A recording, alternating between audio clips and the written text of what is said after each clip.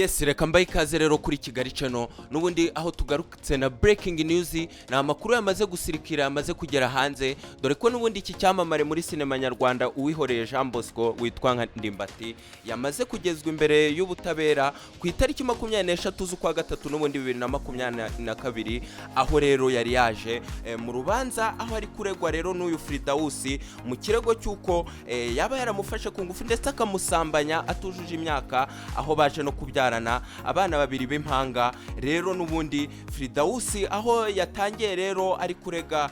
uyu Ndimbati mu kirego rero yatanze avuga ko yafashwe ku ngufu ndetse ko yahawe ibisindisha mu kwezi kwa 12 muri 2019 nibwo yahamagaye Ndimbati ngo yarari mu kiganiro kuri radio yitwa Isango Star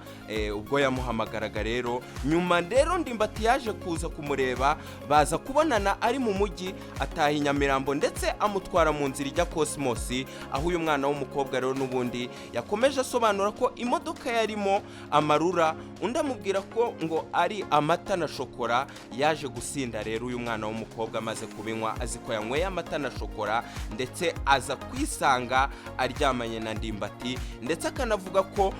yamusambanyije ariko rero ku itariki 24 zishyira 25 za 2019 rero nubundi nibwo yabyutse asanga ari muri iyi loji aho yari yararanye n'uyu Ndimbati ngo amubwira ko niba ashaka kujya kina filime ibyo amukoreye bizabihora biba aho rero kugeza ahangaha nubundi urumva ko Ndimbati yaramaze kwemera yuko nubundi baryamanye ndetse uyu mwana w'umukobwa yaje gukomeza avuga ko nyuma yaje kumenya amakuru ayabwira Ndimbati amubwira ko ngo azamufasha ndetse amaze kumubwira amakuru yuko yamuteye inda kuko bari baramwirukanye rero aho yakoraga Ndimbati yaje kumujyana ku mukobwa witwa Anje Igikondo ngo babane urumva ko kugeza ahantu ubundi nkuko umukobwa yararimo abisobanurira urukiko Ndimbati yari yamenya amakuru ndetse aza no kumushakira ubufasha kuri uyu mwana w'umukobwa kugira ngo nubundi amufashe muri icyo kibazo bari bagezemo cyuko yari yamaze kumutera inda ndetse ko yagombaga gutangira akamuba hafi ndetse mu mvugo rero y'uyu mwana w'umukobwa wa Fridausi haje kugaragaramo umumama yakoreraga witwa Mama Shadia aho rero Mama Shadia yaje kwemeza yuko ku itariki 24 zishyira 25 nubundi z'ukwa 12 2019 uyu mwana w'umukobwa witwa Fridausi atigeze arara kwa Mama Shadia kuko nubundi ari we yakoreraga rero ubu nubuhamya nubundi bwa Mama Shadia yaje gutanga kuri iyi ngingo yuko nubundi kuri izo tariki umukobwa yavuze yajyanye na Ndimbati ko nubundi atari yaraye muri uru rugo ahagaragara rero kwindangamuntu y'uyu mukobwa ko yaje kuvuka ku itariki ya mbere z'ukwa mbere 2002 ariko ababyeyi b'uyu mukobwa baje kubivuguruza rero baza kuvuga ko bibeshye ndetse uyu mwana w'umukobwa yavutse ku itariki 7 z'ukwa gatandatu 2002 ndetse aho iyi tariki hura neza rero n'itariki iri mu ifishi ndetse ko uyu mwana w'umukobwa haje kugaragara kwibeshya rero kw'aba babyeyi ndetse aho haje kugaragara ko ADN rwose aba bana b'impanga bahura na Ndimbati ko ari abana ba Ndimbati rero kuri version ya Ndimbati rero uko nawe yaje kwiregura avuga ko yahuye n'uyu mwana w'umukobwa Fridausi ateze nk'indaya ndetse aho yaje no kumwishyura amafaranga bari bumvikanye ariko nyuma yaho umukobwa aza kumubwira ko yaje kumutera inda ndetse Ndimbati aza kumubwira ko atagomba gukuramo inda ahubwo agomba kumufasha ndetse akamufasha no kurera abana nyuma yaho rero Ndimbati yaje kwanga kwemera aya matariki uyu mwana w'umukobwa yavuze ku itariki 24 ndetse na 25 z'ukwa 12 n'ubundi muri 2019 Ndimbati waza kuvuga ko itariki yemera ari itariki ebyiri z'ukwa mbere 2020 ko ariho yaje guhurira n'uyu mwana w'umukobwa ndetse ariho baje kubyarana rero Ndimbati yaje kwitsa cyane ku kagambane yakorewe n'itangazamakuru ndetse aza kwitsa cyane ku kitangazamakuru cya Isimbi TV cya Murungisabe aho yaje kumubwira ko kubwira urukiko yuko yaje kugambanirwa ndetse aza gucibwa amafaranga angana na 5 miliyoni ndetse n'uyu mwana w'umukobwa aza kumusaba kumwishyurira inzu y'ibihumbi 300 ku kwezi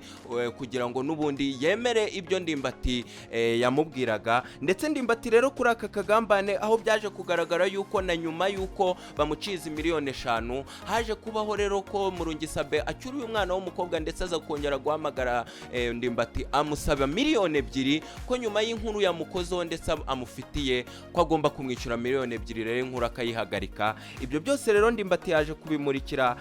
uru rukiko ubucamanza, ndetse nyuma yuko ubucamanza bugiye mu mwiherero buje kwemeza yuko rero Ndimbati agomba gusomerwa ku itariki 28 z'ukwa gatatu n'ubundi kuwa mbere muri uyu mwaka wa 2022. Rero n'ubundi byagiye bitangaza abantu cyane mu rukiko, ni nk'ayo makuru mashyashya ya version yavuze kuri Murungisabe n'ubundi itari iri mu itangazamakuru cyane y'ibyo Sabe y'uburyo yitwaye ndetse n'ibyayo mafaranga yagiye abaca, biza kugaragara rero yuko na Sabe bishobora kutaza kumugwa amahoro ndetse ko nawe ashobora kugira ibyabazwa cyane ko mu minsi ishize hari hagaragaye ikiganiro cy'uyu muyobozi wa Transparency International Rwanda n'ubundi Marie Makire, aho yaje kuvuga yuko nawe yari yagerageje gutoza amakuru kuri uyu Ndimbati, ndetse aza kuvuga ko n'ubundi umwana w'umukobwa habaye ikintu cyo kongera imyaka ye rwose kuyigabanya, ko yari yaravuze imyaka itariyo ndetse habayeho kuyigabanya. Iki kintu rero cyaje kwemezwa n'ababyeyi b'uyu mwana w'umukobwa n'ubundi ko ku itariki ya mbere z'ukwa mbere n'ubundi 2022 atariyo yari itariki y'ukuri, nabo baje kwemeza itariki 7 rero z'ukwa gatandatu, ikintu bahuje n'uyu Marie Makire n'ubundi. Ariko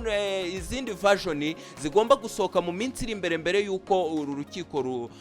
rutangaza rero umwanzuro rufatiye Ndimbati kuwa mbere, hagomba gusohoka uko byamera kose version z'uyu munyamakuru Sabe, dore ko n'ubundi ari mu banyamakuru bakomeye ndetse uba ufite abantu bagomba kumubakinga haba mu biganiro akoresha, ndetse bakasa nk'aho bamukavarinze kuko n'ubundi urabona ko bamuhengekeye ikibuga, ko n'ubundi bigaragara ko ibi byose yari abiyoboye, ibi byabaye kuri Ndimbati byose ariwe wari ubiyoboye. Rero reka turebe ukuntu biza kurangira, rero dore kureba umwanzuro urukiko ruraza gufatira Ndimbati kuri uyu wa kabiri, ndetse aho hamaze kujya amakuru hanze yuko ashobora kuba hari undi mugabo wanditsweho aba bana babiri bashinjwa Ndimbati. Rero zikaba ari izindi version zigomba gusohoka mu minsi iri imbere, ndetse tuzagenda dutoza tukamenya aho kuri kurambuye. Naya makuru rero ni breaking news nari mbazaniye y'uyu mukinnyi w'amafilime ndetse ukunzwe na benshi, nk'uko byagiye bigaragara hano ku rukiko ko rwari rwitabiriwe n'abantu benshi bamukunda baje kumusapotinga ndetse no kumva ukuntu uru rubanza rurangiye. Nuko rero bigenze n'ayo makuru tushyize hanze ndetse amaze kujya hanze kuri iki gicamunsi hano Nyamirambo Rwezamenyo. Komeza ukunda ibiganiro bya Kigali Channel, rukurikirane na breaking news zose tubagezaho aho uri hose. Rero ugira ibihe byiza. Ciao ciao.